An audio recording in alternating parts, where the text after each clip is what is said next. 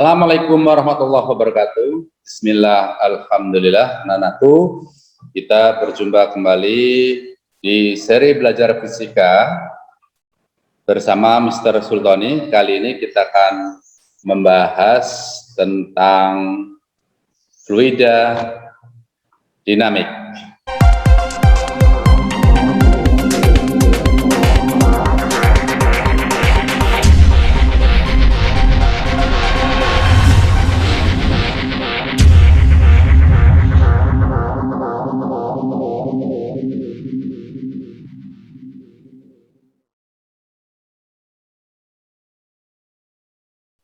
Ya, yang sebelumnya tentunya kalian sudah mempelajari fluida statis.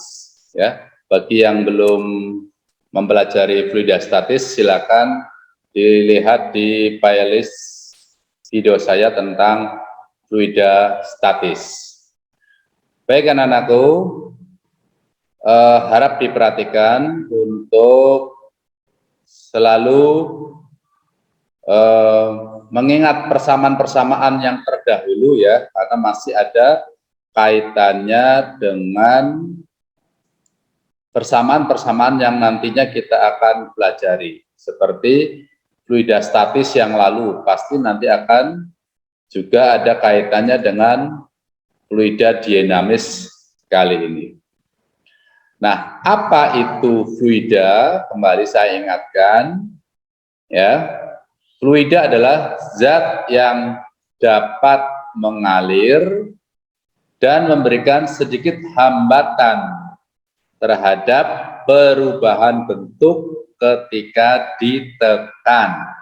Ya, pernah saya sampaikan bahwa yang masuk dalam kategori fluida adalah zat gas dan juga zat cair, ya, anak-anakku. Nah, untuk kali ini kita akan mempelajari fluida yang bergerak atau mengalir dengan catatan fluida itu kita anggap sebagai fluida yang bersifat ideal. Nah, apa sifat-sifat fluida yang ideal itu? Pertama, aliran fluida adalah tunak, sehingga kecepatan di setiap titik itu dianggap konstan. Ya, jadi memang dalam pendekatan fisika ada beberapa hal-hal yang kita adakan pendekatan, ya. Seperti kalian pernah belajar gerak lurus beraturan. Nah, dalam kenyataannya kan GLB, gerak GLB kan sulit langsung ditemukan, ya. Selanjutnya lah, sifat berikutnya adalah aliran fluida tidak termampatkan, sehingga tidak mengalami perubahan volume, ya. Aliran fluida tidak termampatkan, jadi tidak mengalami perubahan volume. Yang ketiga, aliran fluida tidak kental, sehingga tidak mengalami gesekan, ya. Jadi kalau permukaan itu dianggap licin begitu. Ini adalah pendekatan gas, ya, dianggap sebagai gas yang atau fluida ideal. Aliran fluida adalah laminer, sehingga harusnya mengikuti alur tertentu, begitu. Nah, baik, dalam mempelajari fluida, pertama-tama kita harus mengenal apa itu debit, ya, debit fluida. Nah, debit fluida adalah banyaknya fluida yang mengalir melalui suatu penampang tiap satuan waktu. Ya, debit adalah banyaknya fluida yang mengalir melalui suatu penampang atau pipa tiap satuan waktu. Sehingga kalau dirumuskan, fluida itu debitnya dirumuskan sebagai Q sama dengan volume dibagi waktu. Ya, Q berarti satuannya adalah meter kubik per sekon. Q sama dengan volume dibagi waktu. Nah, jika melalui suatu pipa, ya tentunya pipa pralon, misalkan pipa pralon, itu kan punya luas penampang A, dan berjalan butuh selang waktu tertentu, menempuh jarak sepanjang L, maka fluidanya adalah, volumenya adalah A dikali L, ya kan? Dengan demikian diperoleh I sama dengan V per T, sama dengan A dikali L dibagi T. Nah, panjang atau jarak per waktu itu tidak lain adalah V, anak-anak ya. Jadi ini tidak perlu T ya. Jadi V jaraknya adalah V kali T ya, V kali T. Sehingga T-nya dicoret. Ya, tinggal A kali V. Nah, V kecil ini adalah kecepatan.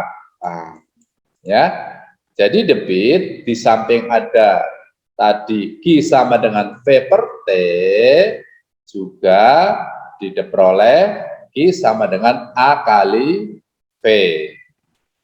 Gitu, anak-anak ya. Jadi sama, satuannya adalah meter kubik per sekon. Nah, debit bisa menggunakan dua persamaan ya, Q sama V per T atau Q sama A kali V. Kemudian kita harus mengenal dengan prinsip kontinuitas. Ya, dalam satu aliran pipa, ini misalkan ada pipa besar, kemudian melewati pipa yang kecil, misalkan pipa PDAM gitu anak-anak, maka berlaku hukum kontinuitas bahwa debit fluida di semua titik, ya, baik di penampang yang besar maupun di penampang yang kecil, debit fluida itu besarnya sama di semua titik. Jadi kalau ini adalah pipa penampang besar, kemudian masuk ke pipa penampang kecil, berlaku debit yang sama, maka Q1 sama dengan Q2. Ya, Q1 sama dengan Q2, karena Q itu boleh dijabarkan luas penampang dikalikan kecepatan, maka A1V1 sama dengan A2 kali V2. Nah, bagaimana kalau pipa ini kebanyakan kan berbentuk, luas penampangnya berbentuk lingkaran, ya anak-anak. Maka kita bisa menjabarkan, ya, kita bisa menjabarkan sebagai luasnya itu kan luas lingkaran PR kuadrat, ya, sehingga V1 ya, A1V1 itu bisa kalian jabarkan. Nah, dari rumus ini V1 per V2 itu sebanding dengan R2 per R1 kuadrat. Atau kalau jari-jarinya kita ubah ke dalam bentuk diameter, ya, jari-jari itu kan hubungannya dengan diameter lah, diameter dibagi 2, berhubung dikuadratkan ini seperempat ya, seperempat pi d kuadrat. Jadi V1 per V2 bisa ditulis D2 per D1 kuadrat. Nah, ya, ini kalau dalam soal masih diketahui jari-jari atau diameternya. Tapi kalau sudah diketahui kecepatannya, langsung pakai ini ya. Baik, kita ke contoh soal. Kecepatan fluida pada pipa berdiameter 6 cm adalah 0,25 meter per sekon. Berapakah besar diameter pipa yang dilewati saat fluida keluar dengan kecepatan 4 meter per sekon? Anak-anak, secara konsep, ketika kita mengalirkan zat cair pada pipa yang lebih besar, kemudian dialirkan ke pipa yang lebih kecil, maka dengan debit yang sama, maka kecepatan di pipa yang lebih kecil akan lebih tinggi ya. Kita buktikan ya. Diameternya D1 6 cm, V1-nya 0,25, boleh ditulis 1/4 meter per sekon, kemudian V2-nya adalah 4 meter per sekon, ditanya diameter untuk pipa yang kedua. Nah, ini tadi yang sudah disampaikan di atas bahwa kita cari dulu perbandingan P1 banding P2-nya, Nana. Dari rumus D2 per D1 dikuadratkan.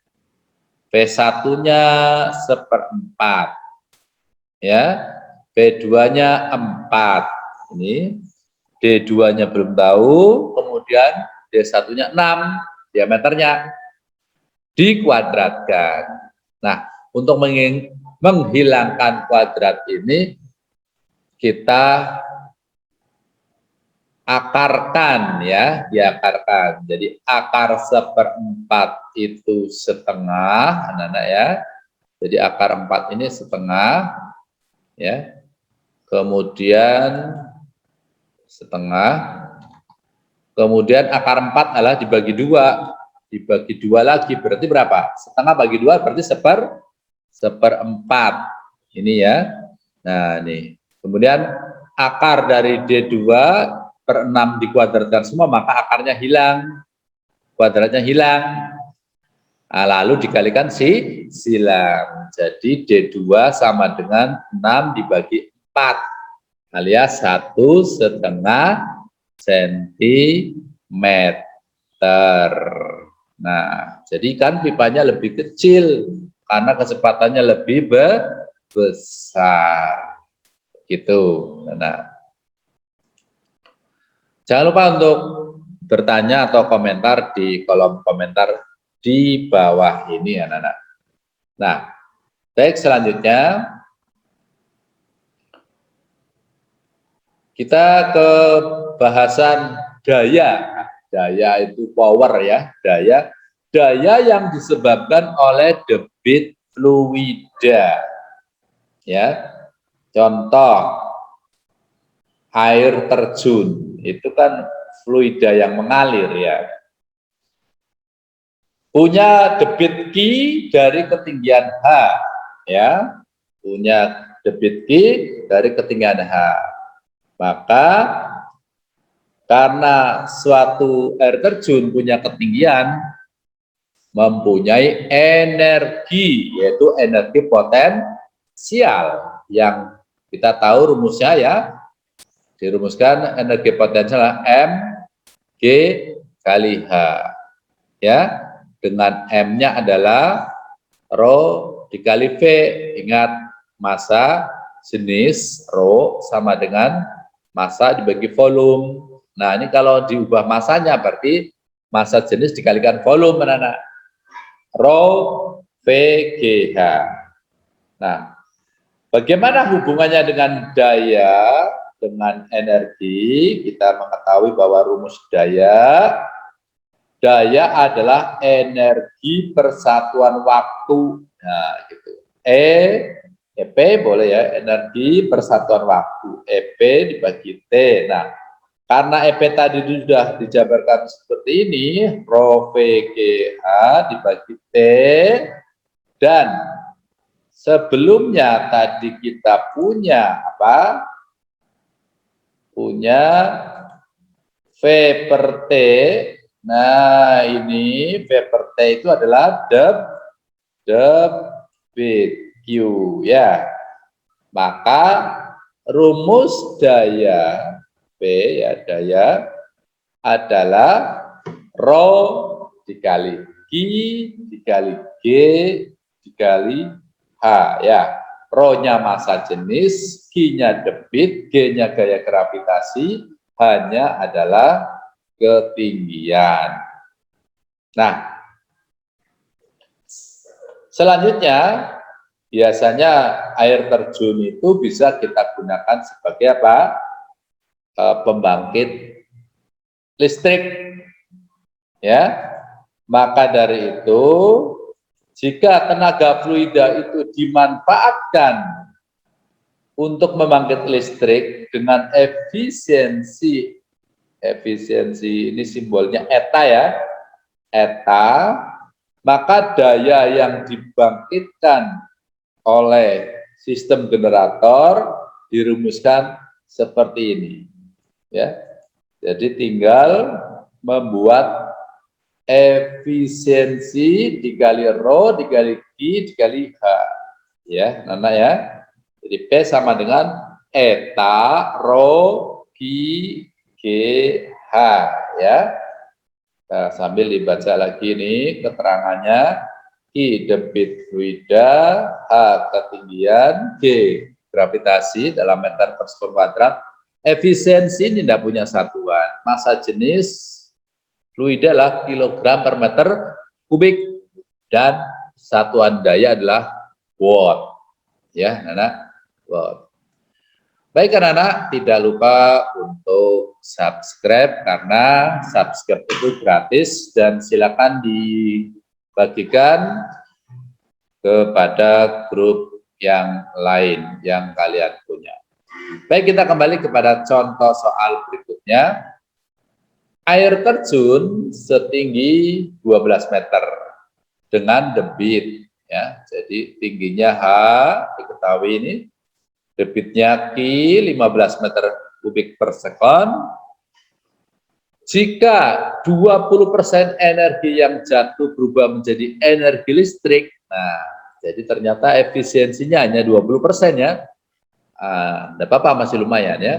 Berapakah daya output atau daya keluaran generator tersebut jika diketahui massa jenis air rho A atau massa jenis air adalah 1000 kg meter kubik. Nah, tentunya tadi di atas sudah ada persamaannya, maka tinggal menggunakan ya rumus yang tadi ya, atau kita bisa dari sini EP sama dengan W, karena ada efisiensinya kita kalikan eta dikali EP sama dengan P dikali T ya. Ya, Nana ya, EP sama dengan P kali T. Dari mana Pak? Kita ingat tadi bahwa P itu kan energi dibagi waktu ya, energi dibagi waktu ya. Atau kita tulis energi atau di sini pakai W ya. Nah, jadi W ditulis W sama dengan P dikali T. Nah, seperti ini. Ya, P kali T. EP-nya dijabarkan MGH. Dengan demikian persamaannya seperti yang di atas tadi juga ya. Ini P sama dengan eta rho I G H.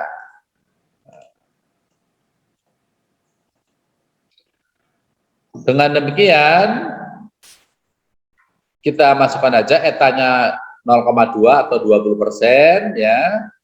Kemudian rho-nya 1000, massa jenis air.